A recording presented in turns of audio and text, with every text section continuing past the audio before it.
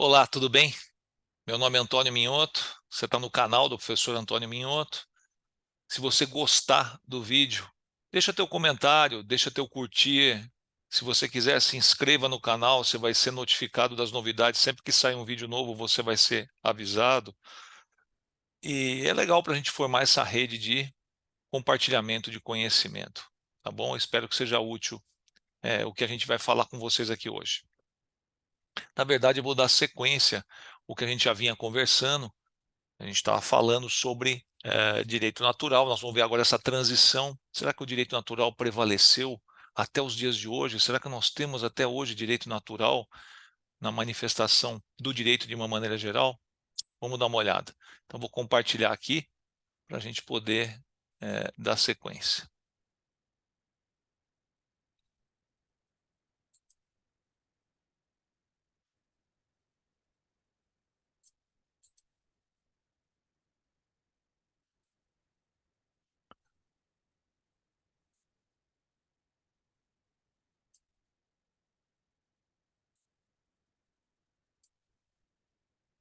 Bom, como eu dizia para vocês, né, falamos da questão do que foi do ganho e do direito natural e também daquilo que não foi tão vantajoso assim. Então, um aspecto que a gente pode criticar do direito natural é que, no âmbito do direito natural, os homens são meros instrumentos para a manifestação de algo divino e inumano, o que era, de todo modo, bastante coerente com os tempos vigentes em que então vigorava um teocentrismo marcante. Falamos sobre isso também na aula anterior. Veja, é dessa época que vai surgir aqueles chamados julgamentos divinos. Não sei se vocês já viram, hoje em dia está mais associado a questões até religiosas, é, mas as pessoas caminharem sobre brasas, hoje se coloca como uma prova de fé. Mas naquela época, estamos falando que vigorava o direito natural, o caminhar sobre brasas, por exemplo, alguém era acusado de ser ladrão, para ter como atividade, ou tinha praticado um roubo, um furto, é ladrão. Ah, tá bom, então caminha aqui sobre as brasas. Se você queimar os pés, você é ladrão, você é culpado. Se você não queimar, você é inocente. Aí você fala, mas qual que é a lógica disso? A lógica é que Deus vai proteger os inocentes. Por isso que tem essa ideia do teocentrismo muito marcadamente na estrutura dessa forma de manifestação do direito. Tá bom? Bom, vamos em frente. O direito natural ele lançou, por meio de seus vários doutrinadores, as ideias centrais do liberalismo, quais sejam respeito à propriedade e cumprimento dos acordos. Contratualismo, esse último item é especialmente importante na montagem da concepção do contrato social, tão relevante à idade moderna. Então, veja, já no seio do direito natural, já existiam elementos que a gente poderia chamar elementos do liberalismo, que é um outro sistema ideológico que, inclusive, não tem uma ligação direta com o direito, né? Nós vamos ver daqui a pouquinho a questão do direito liberal, mas o liberalismo mesmo é um sistema, uma ideologia que eu diria assim que ele é um irmão de sangue do capitalismo. Então, no capitalismo você vai ter trabalho assalariado, busca de lucro, livre iniciativa, circulação de moeda, características do capitalismo. E o liberalismo vai ser a face ideológica do capitalismo, então ele vai trazer a ideia do individualismo, a ideia do respeito aos contratos, enfim, propriedade, respeito à propriedade. Então, esses elementos vão estar presentes. Aqui também você já começa a aparecer. Então, já naquele ambiente, vamos dizer assim, o feudalismo já está definhando, já está morrendo. Então, já naquele ambiente começa a surgir essas ideias. Olha, propriedade é importante, propriedade privada e cumprimento dos acordos, o contratualismo. É uma transição. Então, veja o que diz o Hugo Grotius, que é um teórico daquela época, né? Da início, talvez, da Idade Moderna, a gente pode localizar o Hugo Grotius. Ele diz, ó, há, pois, condições que, em virtude da natureza humana, devem existir para que a sociedade possa perdurar de modo ordenado, quais sejam segurança da propriedade, boa-fé, honestidade dos acordos, reparação dos danos, punição dos delitos. Se você observar bem, né, o Hugo Grotius ele deu uma espécie de uma resumida no que a gente tem que prestar atenção na sociedade. Nós temos que organizar a sociedade Em que sentido? Olha, a segurança da propriedade, a propriedade tem que ser, a propriedade tem que ser protegida. Boa-fé é a intenção, não haver uma segunda intenção ou uma má intenção, uma boa-fé. Honestidade dos acordos, acordos feitos, portanto, baseados na boa-fé e visando a serem cumpridos. Reparação dos danos, quem causou dano tem que reparar. E punição dos delitos. Ele meio que dá uma resumida em como organizar a sociedade mesmo, né? Eu acho bem interessante essa citação do Hugo Grotius. Caminhando pela história, vemos que o advento do capitalismo, comentei agora há pouco, e sua dinâmica inédita no mundo medieval, acostumado aos limitadores muros do feudo, causou profundas mudanças no direito, como era visto até então. Então veja, o feudalismo, ele é um sistema, a gente não vai dar aula aqui sobre feudalismo, mas o feudalismo ele era um sistema, uma economia de subsistência, não havia circulação de moeda, ou muito pouco, muito restrita. A economia era muito baseada no escambo. Então o sujeito estava lá dentro do feudo, produzia batatas, a parte que ele cabia, porque tinha a parte do senhor feudal, e aquela parte que se destinava a viabilizar toda a produção, mas a parte que ele cabia, ele ia trocar na vila, no vilarejo próximo, por uma. Ele precisava de uma cadeira, de uma mesa, de óleo, de sal, de comida, carne, víveres, enfim. Né? Então era muito baseada no escambo. O capitalismo, né, e a figura do comerciante, quando surge o comerciante que começa a circular, o próprio comerciante ele já tem uma, vamos dizer assim, uma natureza, né, dinâmica, uma natureza nômade nessa época, pelo menos, que vai circulando para vender produtos, coisas. E ele, para receber aquilo, para fazer escambo, muito mais difícil. O dinheiro se torna uma coisa atraente porque ele é um ponto comum de troca. Né? Você leva o dinheiro, você compra o que você quiser, você adquire aquilo que você quiser, que você precisa. Nesse novo ambiente econômico-social ditado pelo capitalismo, o direito natural deveria, pois, ser expurgado de toda a sua divindade, de toda a sua transcendência para servir, no que fosse possível, a formação de um novo direito, de uma nova forma de viver o direito.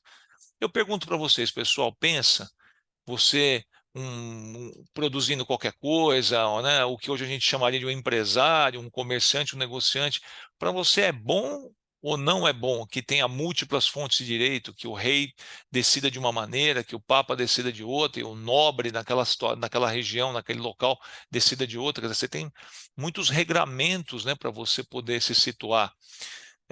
Me parece que isso não é bom, né, para os negócios, vamos colocar assim, para o capitalismo. Então começa a haver uma pressão por uma mudança social. Essa mudança não vem só da questão do comércio, mas o comércio exerceu um papel muito importante nesse sentido, tá certo? Ao expurgo aqui noticiado, quer dizer, de retirar toda aquela divindade do direito natural, some-se ainda a influência iluminista e antropológica, antropocentrismo. Você percebe que já mudou? Antes a gente falava em teocentrismo, Deus no centro de tudo. Agora é antropos, antropo, que é o quê? Homem, né? Um antropólogo, né? Antropologia, estudo do homem, das relações, da sociedade. Situação que possibilitou o direito, através de seus artífices, mas notadamente pelos jurisconsultos de então, ser visto, ser enxergado como ciência, podendo assim exigir de todos os rigores formais que se podia exigir de qualquer outra ciência.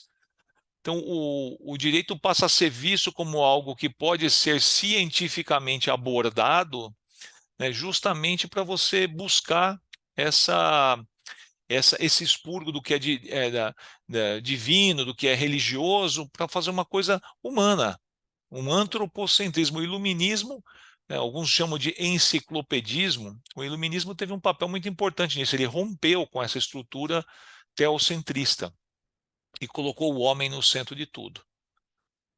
O direito passa a ser visto, desculpa, passa a ser visto desse modo como ferramenta social,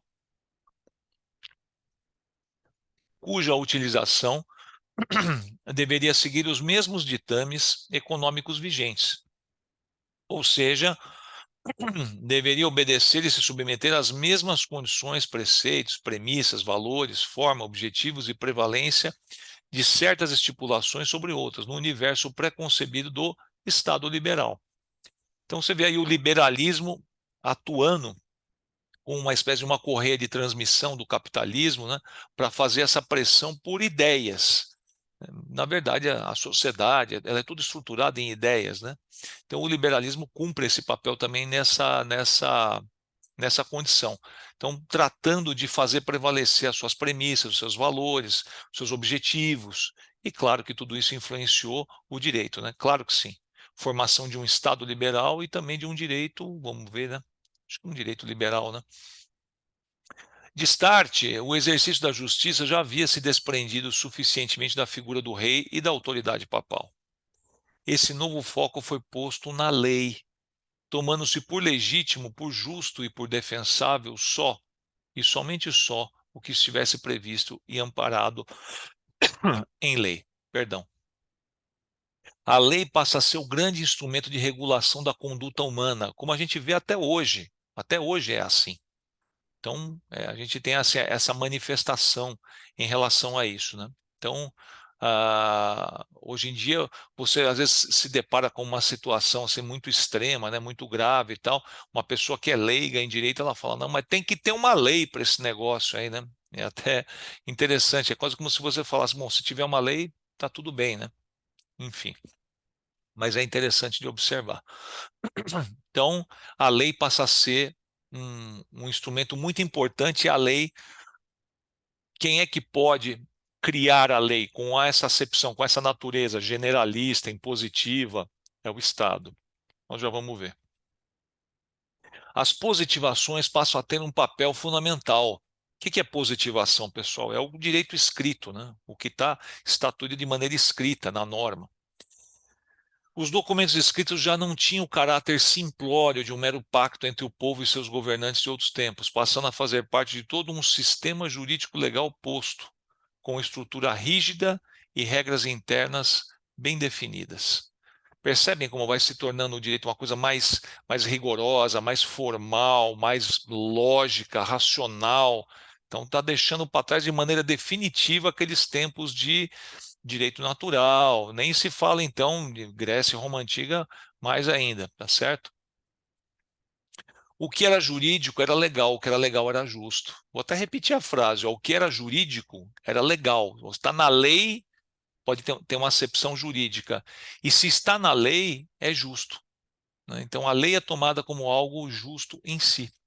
Ganhava relevo o procedimento e o resultado da lei advindo, ambos submetidos ao império da lei, pelo que se tinha a segurança de que uma decisão legal, né, uma decisão jurídica, seria obtida, justa ou não, mas de todo modo segura.